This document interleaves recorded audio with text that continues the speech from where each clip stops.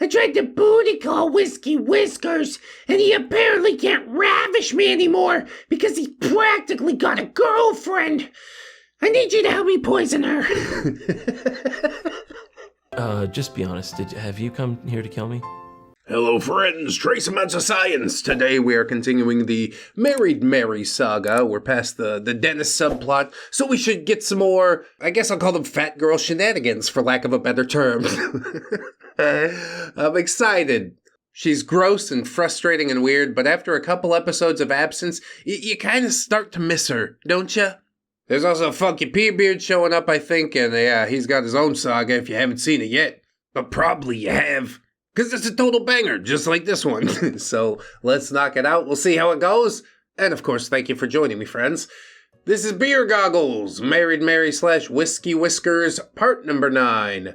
Hello to all of the gracious readers and listeners who have clutched the barf bag and powered through my sophomore slump. Better than the freshman 15, isn't it? For better or for worse, I'm steering this back to the original Married Mary story, now that I've introduced you fine folks to the man that I loved madly from afar. And yeah, only an avatar of him that was in your head. But I don't know, man, sort of I get it, because brain chemicals are weird. Despite having been very physically close to him on numerous occasions, I was only beginning to fish flecks of fake love from my scrambled brains that Dennis had, on occasion, unwittingly fucked out. Damn, dude, he must have been laying some pipe.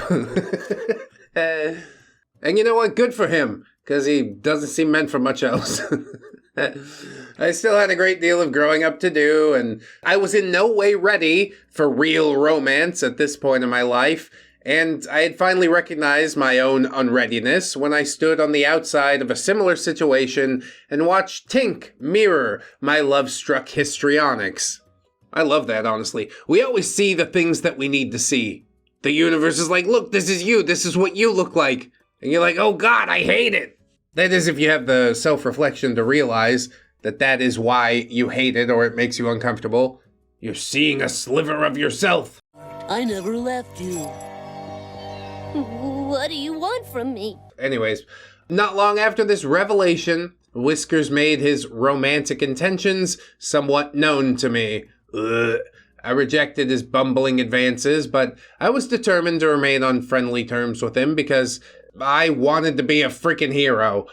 I feel that Mary had taken advantage of the people-pleasing habits that he'd developed working as a maitre d', so I wanted to be there for him in case what she'd done was more traumatic than he was letting on. Whatever, not my garbage, I'm not taking it out.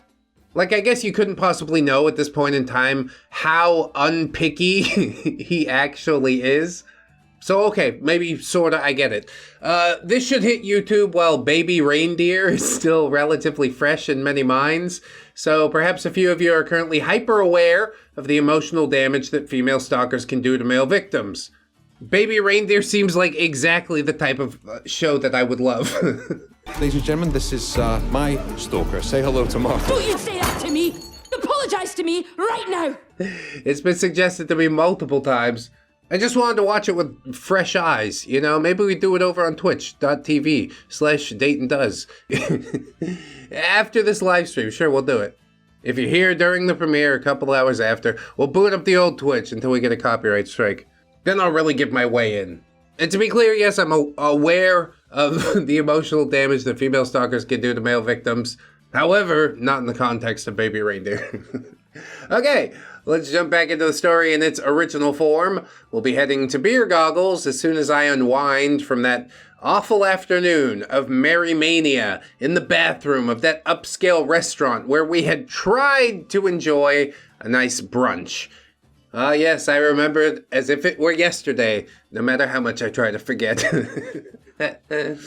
After I'd found myself safely back home and far away from the diarrhea cannon and her obnoxious Princey Pooh obsession, I noticed that I missed a call from Whiskers. Oh no. Had Mary dialed him from the bathroom and begged him to beg his friend to have a breezy threesy with her and an imaginary scumbanger? I wouldn't put it past her, but really, who does that? Mary. I don't know what to tell you, Opie. There are some thirsty hoes out there. Mary's out here just like, Oh, I'm snail trailing over this dude who won't call me back, so I'm gonna call my ex-boy. I'm in obsession and ask him to ask his bye buddy to bop over and butt bang both of us. Wouldn't let that shit happen to me, though. the alliteration, mwah. In her head, I'm sure she thought it would work. She thought it played out as a grand romantic gesture. And having subsequently met the friend in question, the idea of Maury's ego, Mary's ego, and Scumbanger's ego vying for control while those three weirdos try and bang it out, yeah, it would never work. I definitely think that it's for the best, yes. I left the call from Whiskers unreturned, but eventually I met up with him at Filthy's and he acted normal. It's not worth including in this version of the story because there was nothing funny or gross or really even cringe about it, so let's go to the place where people come to smear their bodily fluid on the walls. Chapter 9, Beer Goggles. That's right, I have so many fluids to smear. ReddX spine powder, not a fluid. Unless you add 250 milliliters of propylene glycol and create your own ReddX spine powder suspension fluid, and then you can smear it around all you like.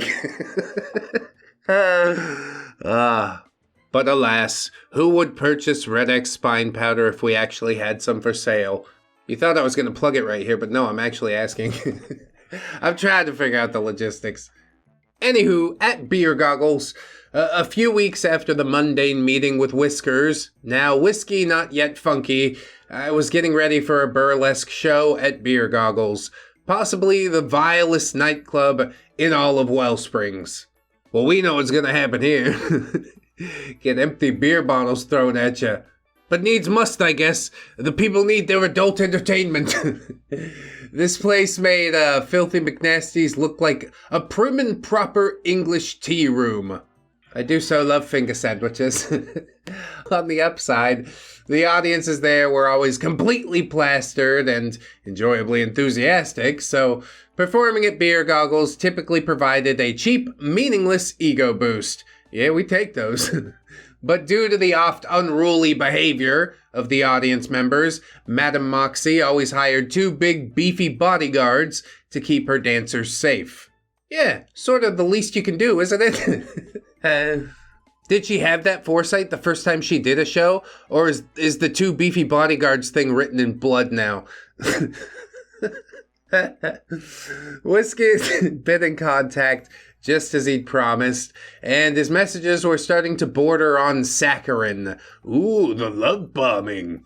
It was almost as though he'd taken me for some self-loathing damsel in emotional distress ever since I confessed my misguided, quasi-romantic feelings for Dennis.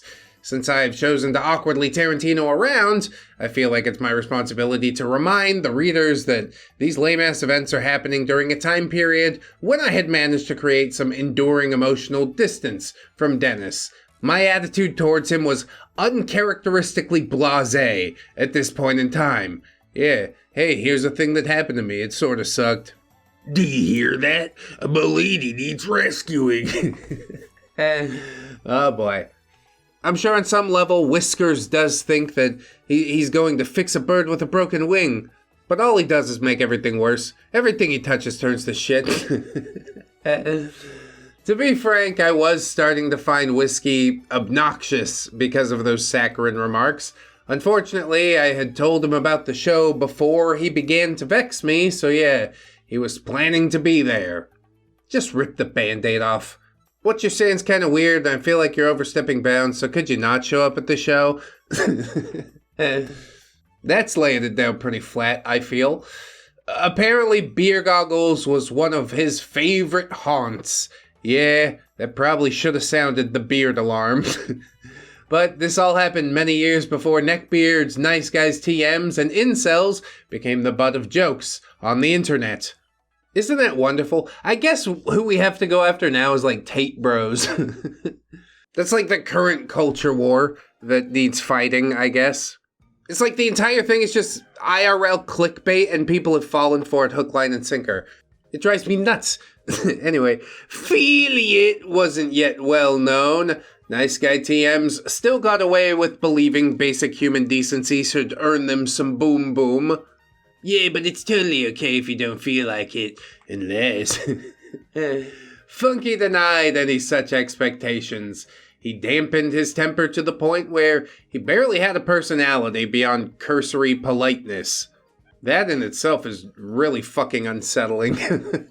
I'm not gonna trust that person at all.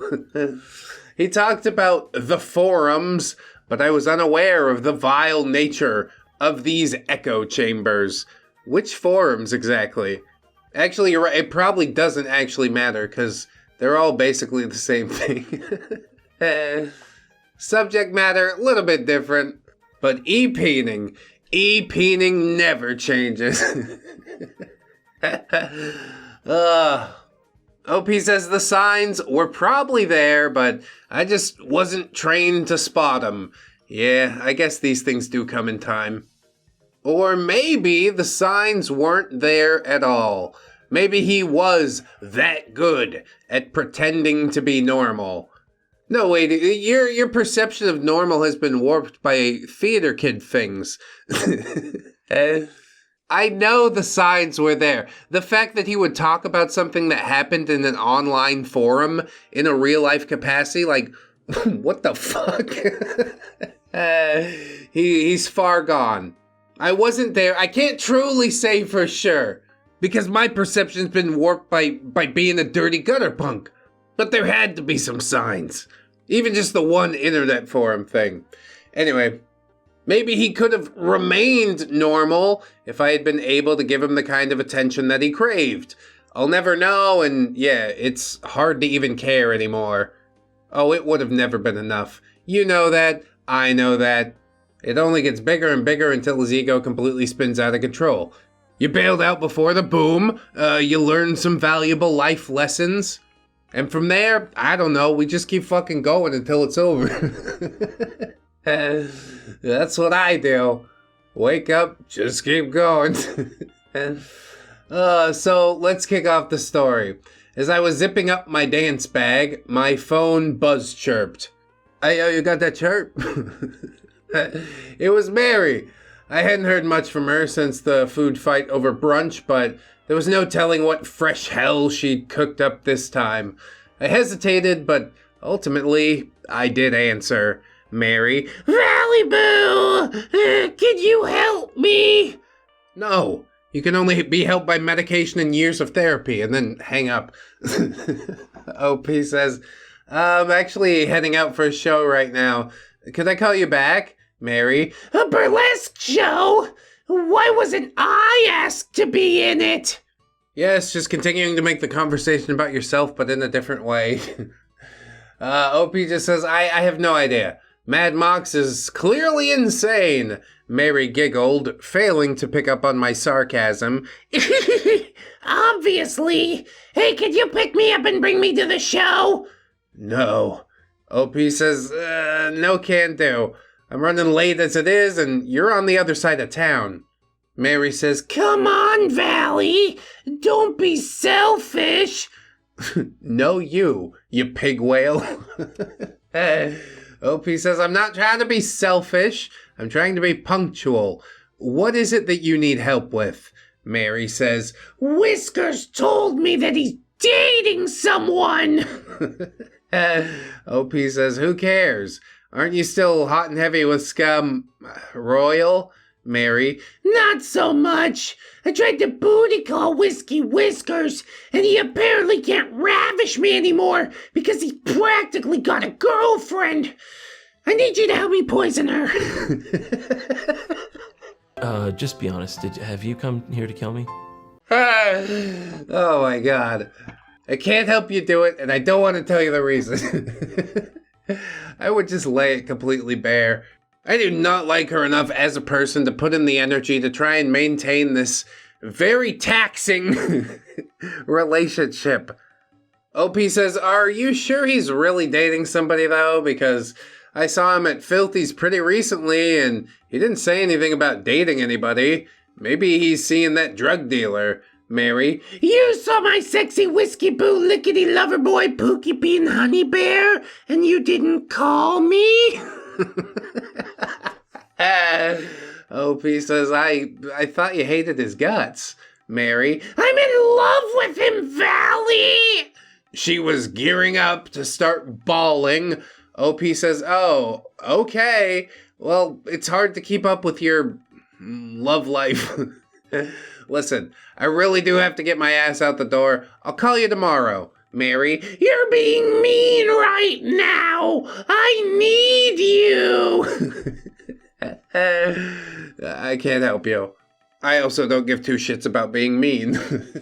Who said that I did? OP says, I didn't mean to be mean. Just chin up. I'll talk to you soon. Mary. No! Take me with you! OP, you're welcome to come to the show. It's at Beer Goggles, but I can't drive you. Mary. You owe me, you selfish little purple-haired And I hung up on her. Hell yes, dude. I'd love to see that. I was so hoping you wouldn't cave, and it didn't happen. Prioritizing the show, as well you should. It seems to me like everybody's slowly getting over Mary's bullshit at this point. So yeah, OP hung up on her, and I'm sure she thought I was being a horrible friend. In my mind, she was being immature by inviting herself to my event and not being respectful of my time constraint. Whatever. I didn't have time to worry about it, and yeah, I realized that Whiskey might have been referring to me when he told Mary that he was dating someone, but the thing is, we weren't dating. Maybe he had designs, but I certainly didn't return them at that point. And seeing as I had no idea that Whiskey was a filthy fucking liar, while I knew for a fact that Mary lacked even the most tenuous grasp on reality, I blamed her for overreacting to what was undoubtedly just another attempt by Whiskey to blow her off. I guess you could slice it and dice it all type of ways. But to me, this information, paired with the saccharine comments and stuff like that, means that we need to sit down and have a conversation about what exactly it is you're expecting here. But yeah, I guess they do have a history, and OP knows that he's been trying to brush her off. There's plausible deniability there. Anyway, I was about 5 minutes late to Beer Goggles, but I walked into a state of utter chaos, so I don't think Madame Moxie noticed my tardiness. Some of the club patrons had already arrived, and many of them were already obviously inebriated.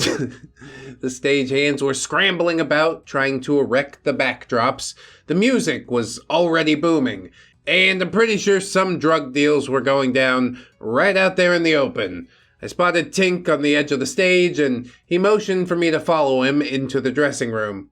Yes, indeed, let's find some peace and quiet so we can conduct an illicit drug exchange of our own.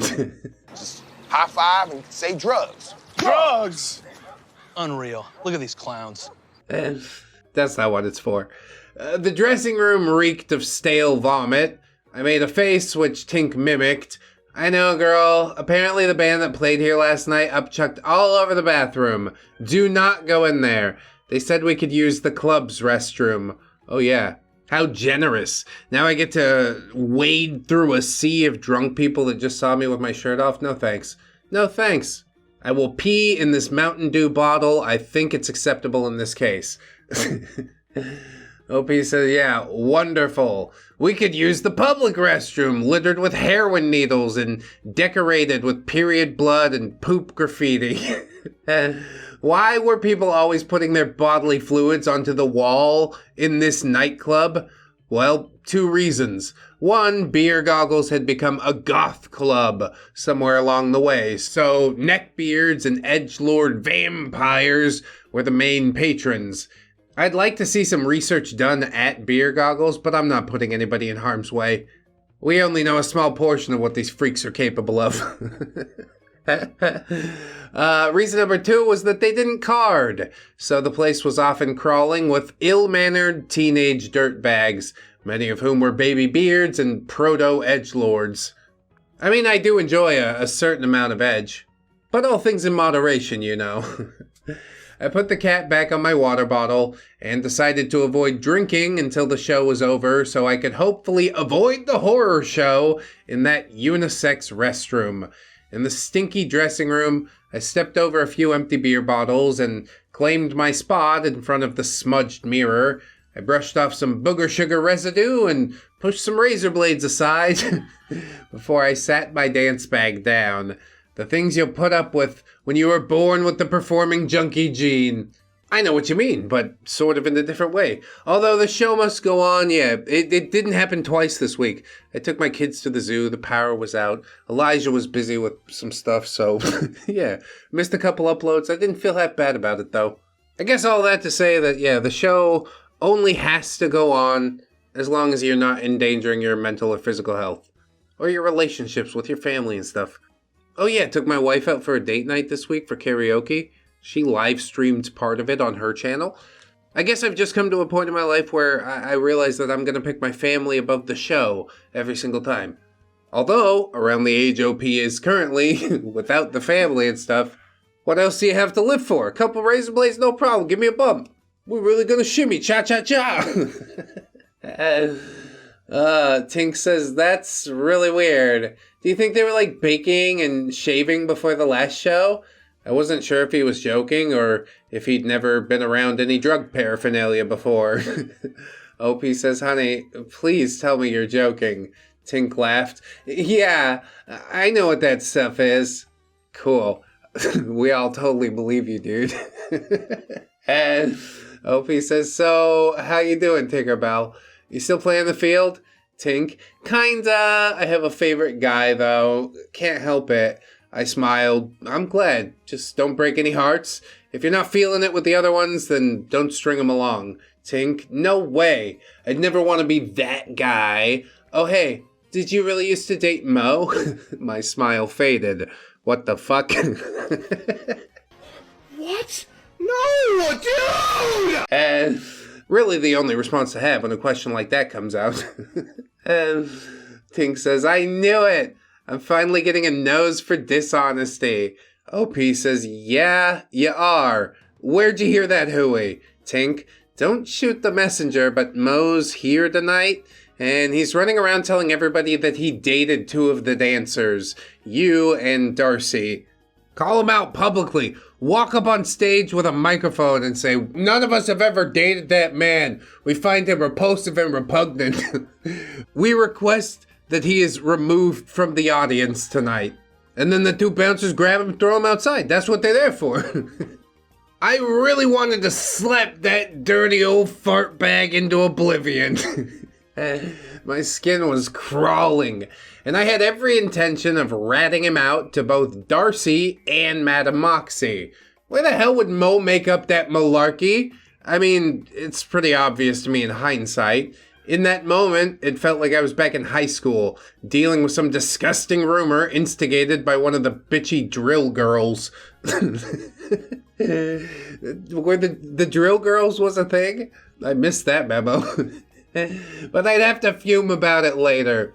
Darcy entered the dressing room and claimed her spot at the mirror next to me. She was chipper, aside from being revolted by the stale chunderpong, so I could only surmise that she had no idea that Mo was spreading those vile lies. I decided not to tell her until we finished the show. Yeah, I guess. Keep your head in the game. And also I'll enjoy the weird feeling of secret power while we're doing the show. OP didn't say that. That's me. The audience at Beer Goggles was just as rowdy as always. The bodyguards had to wrestle a few drunks away from the stage. A fight broke out in the crowd at some point. Somebody threw a rubber on the stage. Whether or not it was used remained unconfirmed. Nah, somebody just blew it up like a balloon and let it fly up there. It's fun. Some dude got thrown out for yanking it during Tink's ballet routine. Ugh. I hope it wasn't one of his suitors. And a few female audience members flashed us. This, of course, went on without any semblance of reprimand. Yeah, it's just good fun. Who's gonna be mad about those? We closed the show with a high kick routine and adjourned to the smelly dressing room. Most of the dancers were in a hurry to change into their street clothes and get the hell out of that dump, but I needed to stay to say hello to Whiskey once I was back in my own street clothes. So this was when I chose to tell Darcy what Tink had told me. And then Darcy said, "Tink, what exactly did that walking creep show say?"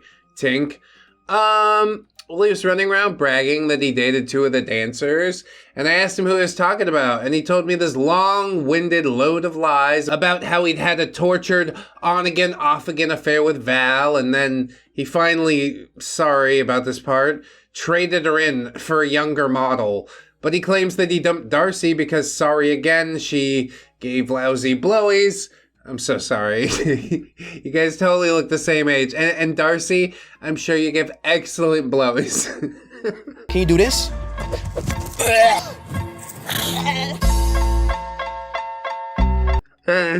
Yeah, that's a comment. I appreciate you for that. Good looking out. Next time he does that shit, you attack him immediately, okay? Tink was so damn sweet, and of course, neither of us were offended by his disclosure of Moe's disgustingness. Darcy, I'm sure my blowy's pale in comparison to yours, darling. Tink blushed. Well, I've had some pretty positive feedback. Oh, you were kidding. Only halfway kidding from what I could see. We all laughed. Was it a sitcom laugh? Did credits roll? Not yet.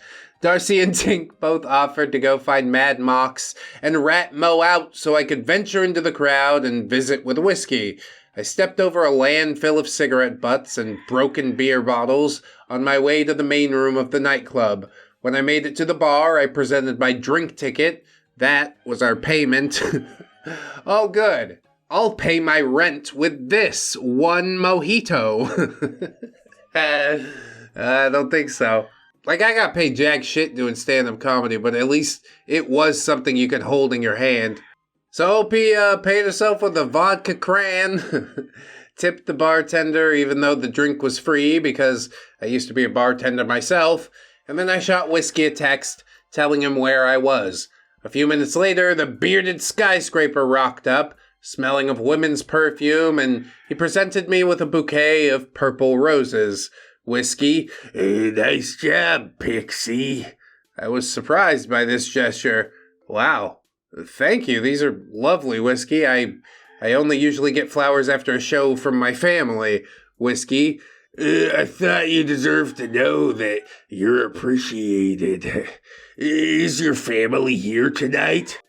I guess serene politeness in an age of debauchery can be off-putting to the point where you might let your defenses down a little bit.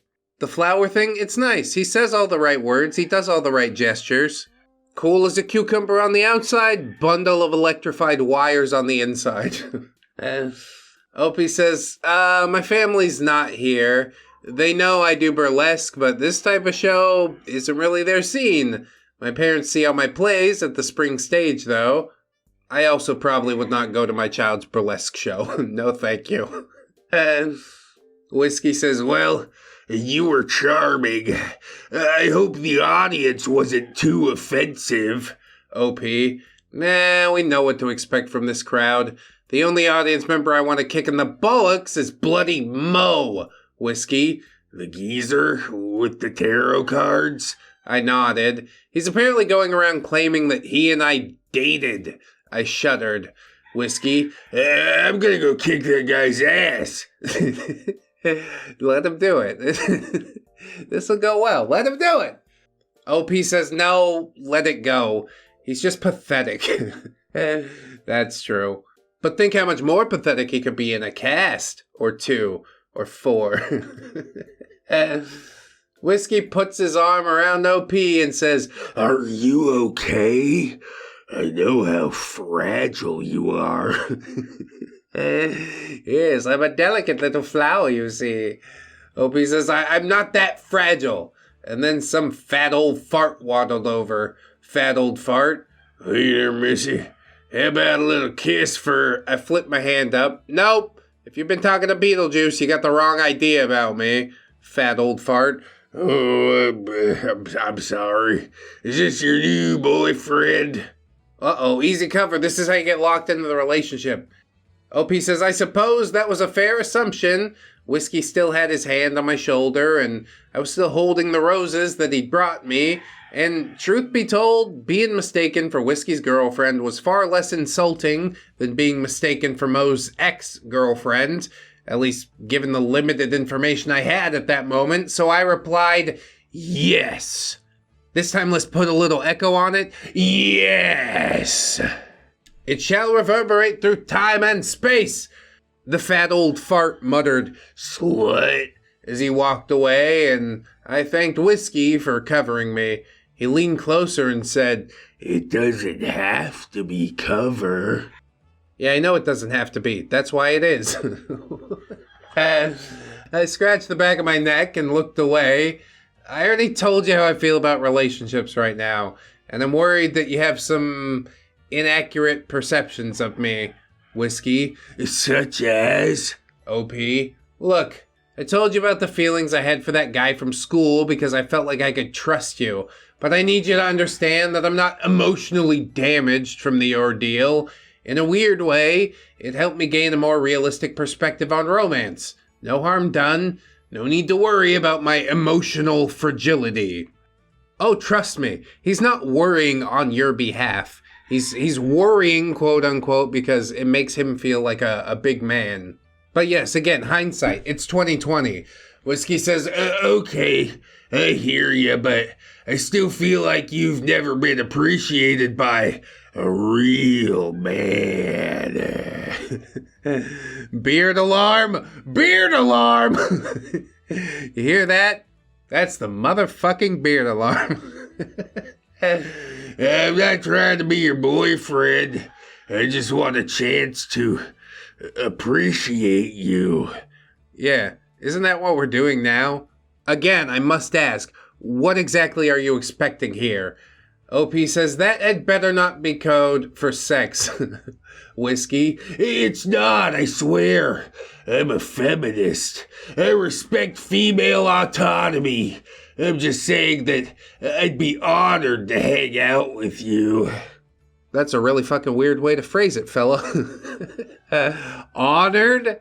I also like how he threw I'm a feminist in there. Like, most of the biggest predators say that they're feminists because it's like good cover, you know? I will remain egalitarian, thank you very much. These claims of feminism and respect for female autonomy were clearly complete bullshit, but yeah, I had no way to know that yet. And Whiskey was honestly looking halfway decent in comparison to Mo and to some tubby old rando in a vile nightclub and to Dennis's flaky antics. All things considered, the idea of getting closer to Whiskey was starting to sound like it might be worth considering. Nah, take a couple days to think on it. You're all twisted up right now. Although, yeah, I did a lot of jumping from toxic relationship to toxic relationship, so, who am I to really speak on this? Of course, I was only thinking about considering the possibility of trying to look at him in a romantic way at this point. I wasn't there yet. Not by any means. I know you guys know that I'll end up considering it eventually, and then I'll foolishly wind up romantically involved with him. In my mind, in that moment, with Whiskey, I was just thinking, this weird bearded dude might end up being a cool friend, and I think maybe he likes me, and he hasn't been rude about it. He's been a safe enough person to converse with in a public space. So OP says, well, okay then. Let's hang out right now, as in like a friendly hangout. You care to hear my Mo horror stories? And Whiskey said, yeah, sounds cool. Maybe OP's right. Maybe there were no cracks in the mask. There has to be something beside the forum thing that he said. We'll keep working on cracking that egg. And so I told Whiskey about Mo's ceaseless creepiness at the Imp. I told him about the terrible things Mo had said to Darcy. I told him about Mo skulking around the dressing room, trying to catch glimpses of us changing. I told him about Mo's many instances of man-baby rage, and I told him about the incident with Georgina and Tia G's ensuing mowdown. I miss Tia G for real. Whiskey seemed amused by some of the stories, although it was really tough to read his facial expressions. But he seemed incensed by the more infuriating tales, especially the story about Mo hitting on Georgina.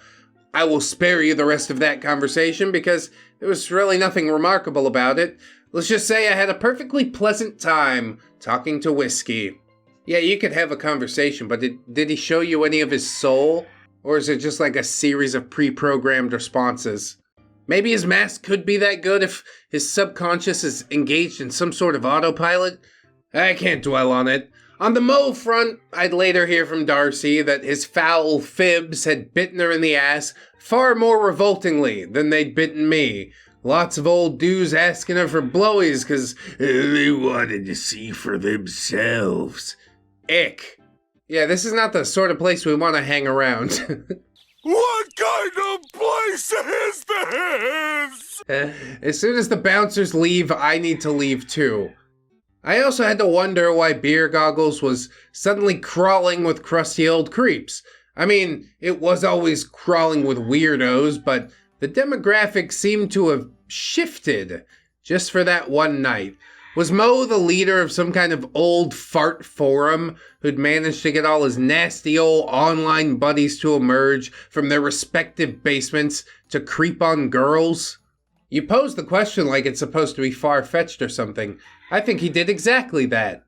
Fortunately, I never ran into Mo that night, although I saw him from across the club, wearing Hot Topic knockoffs and a slouchy beanie, guy liner for days, full-on emo boomer beer-bellied Beetlejuice.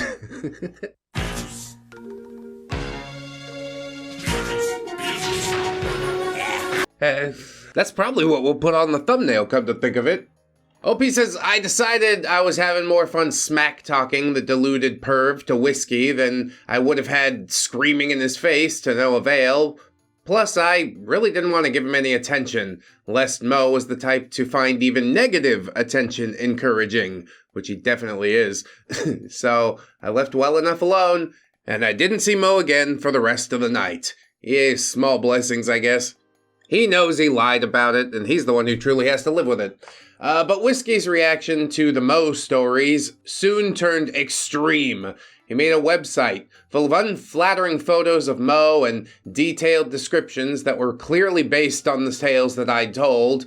He plastered the entire city with posters of Mo that read, "Known Ped." You know the rest. Susan hates it. Or is it Neil now? Don't worry, Neil. Mo never actually inspected any tallywhackers aside from his own. I mean, Neil seems a lot more laid back, but even the remonetized version of Sir Sam is demonetized again, so I think I am going to just have to redo the whole saga. I don't know if it'll hit different, but it's worth a try, I guess. Whiskey even made a fake Craigslist ad pretending to be Mo, soliciting calls from underage girls. Yeah, that's not going to blow up in your face. The FBI's like, what's this? Came from your IP. He did this in the hopes of getting Mo arrested, which seemed to be a bit much. Mo was gross, but I don't think he ever actually did anything. Not that he wouldn't have if he had found a receptive female who was up to his standards. No one had any proof that Mo was an actual Lester. He just really seemed like one. If it walks like a duck, quacks like a duck, sometimes it's not a duck at all. Sometimes this is just your preconceived notion of a duck. No, I'm pretty sure he's done some disgusting things that we don't want to talk about here. I heard through the grapevine that Mo got loads of crank calls as a result of the Craigslist ad, although he never got in trouble with the law. Still pretty funny, though. The masked beard soon knocked off the poor, fragile little pixie nonsense, and he mostly just mocked Mo and talked about video games and Game of Thrones, going on and on about how much he idolized Ned and Tyrion. Oh, cool, yeah, you've completely misunderstood these characters. At least you're having fun, though. Many months would pass before I realized that he was far more like some vile mashup of Joffrey and his drunk fool. And yeah, I became Sansa in this scenario. Say what you will about her, but she weathered the storm and she wised up, and so would I. Eventually. Yeah, but this is all just like part of the lessons that we need to learn, you know? And the learning truly never ends until the lights go out. You see, I'd been a late bloomer, in a sense.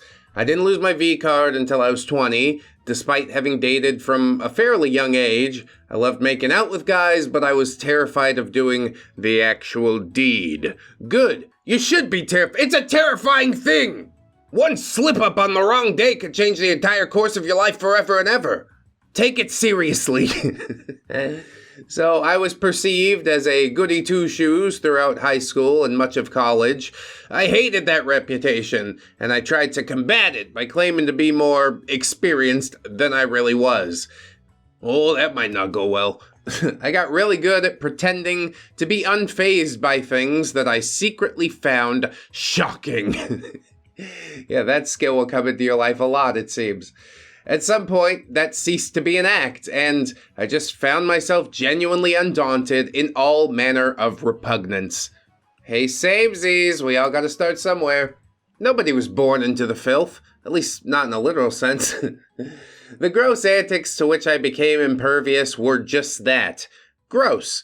They weren't malicious antics. Thus, I still had much to learn about the evils of the world. The worst crap I'd ever been through on the romance front was losing my V-card to a fart-knocking weirdo who had been my boyfriend for nearly a year before I finally took a dangerous mixtures of painkillers and tranquilizers to dull my senses before I took the boom-boom plunge. Hey, there you go. Taking a page out of every adult film star's book. Just like, yeah, load me up with horse tranquilizers and let them do what they want. Yes, this is romance, isn't it? That breaks my heart, honestly. But the first time, it's never fun. It's a whole lot of bumbling and inexperience, and yeah, it turns out both of you guys were probably lying about the experiences you have had. Neither of you could be honest enough to make this a shared experience, and I think that's really sad. I don't know if it's actually what happened, but if it is, I think that's really sad. The taker of my V-card was a nice person, despite his oddities, and he was horrified when he learned what I'd done to myself in order to adhere to social norms and leave my shameful innocence in the dust. Yeah, it wasn't even a choice that you really made. You're just like, I guess it's time now. That's weird. Later, there was the indignation over getting erratically ignored by the golden god in grad school. In the years between university and grad school, I had some weird experiences, most notably a guy who mistook a hemorrhoid for a clitoris. What you just said is one of the most insanely idiotic things I have ever heard. That is the worst thing ever. But none of this was good practice for dealing with an unremittingly enraged alcoholic neckbeard. Are you sure, OP? Because I think Funky P knows a thing or two about hemorrhoids. Maury might have chafed a hemorrhoid or two his way. I don't know if that's the nature of their relationship, truly. At least not at this point yet. So, OP continues, if I'm being painfully honest with myself, I suppose my neckbeard naivete did make me fragile, in a sense. Whiskey sniffed that right out. Creepy. But his mask was still firmly in place, at least in my own inexperienced perceptions. So after a few weeks of friendly, slightly flirtatious, but mostly shockingly normal conversations, we decided that we would probably be fine to go out on a proper date. And this brings us to Whiskey Wang Bang! And if you'd like to hear it hilariously narrated by ReddX himself, I'll link it below. It is in the description. But be warned, it's naughty, just not in an especially fun way. Maybe in a funny way. You be the judge! Yeah, I had a lot of fun with that one. It performed super well too. Thanks for the easy plug. And I need to clarify that I do not suffer from chronic piles, lest that was anyone's takeaway. It was an isolated incident that happened because of my vegan diet at the time. Why am I typically apathetic about all the other potentially unflattering conclusions that one could reasonably draw from these stories? Yet I feel the need to defend the health of my backside? Well, I don't have an answer. Well, that sounds like it's gonna take some serious soul searching, OP, and a lot of yogurt. Eat more yogurt. So are we done yet? No. There's still some Mary absurdity to report, and I got a few one-offs all in the funky verse or Mary verse that I could roll out if I start feeling all nostalgic for certain aspects of this time period. Funky himself can rot for all I care, but I do sometimes miss the days of packing as many performances as I possibly could into my schedule. I miss dreaming about how my research could change the way people looked at love and possibly even save some poor souls a bit of heartache. I even miss feeding hopeless crushes on miniature megalomaniacs. Crushes thrive on false promises, fantasies, frustration, so mine always grew up into big beefy baddies with ever-changing crit spots. Dennis himself was little more than an annoying NPC, but my crush on him, that bitch was a raid boss. Yeah, it drops some pretty sweet loot though. The helm of apathy. The footwear of don't give a fuck. You can tell me what you guys got for loot this week in the comments. Why am I finding it difficult to stop rambling? The chapter's over! You guys can go on about your day. I'm putting a lid on myself now. Thanks for being here. Mary's gonna be super nasty in the next few installments. Well, we all look forward to that, don't we? This was a bit of a Mo episode, and I remembered that I hate him a whole hell of a lot. But there was also Mary calling at the beginning, being like, take me to the show! Nah. Glad OP didn't cave for that one. It seems to be a little bit of growth here already. OP's picking her battles, right? Do you need to go scream at Mo about the thing he said? He's not gonna listen, who cares? Mary, she's not gonna listen. I hang up. It's a really good way to go through life. Stop caring so much. There are certain things you should care about if you actually care about them. Probably the thing you do for work is one of them. But as far as like other people and their actions and what they got to say about you, who cares? It's like water off a duck's back, man, like I say. But I think that is a lesson learned in time. Like once you hit your 30s, you're like, oh, suddenly I don't give a shit anymore. But in your 20s, you're still looking upwards, trying to discover what you could become. Whatever. Now I'm rambling. So I'll also put a lid on it. A couple of pots and kettles, if I'm using that term properly. I'm not. Sign up on the Patreon if you guys would like. YouTube memberships also massively appreciated. A little bit of scratch every month, really helping me and the fam to survive. So thank you very much, Jerry Army. And of course, before I go, I just want to remind you guys that you are loved, you are worthy, you definitely deserve it, and I shall see you in the next one. So until then, bye-bye.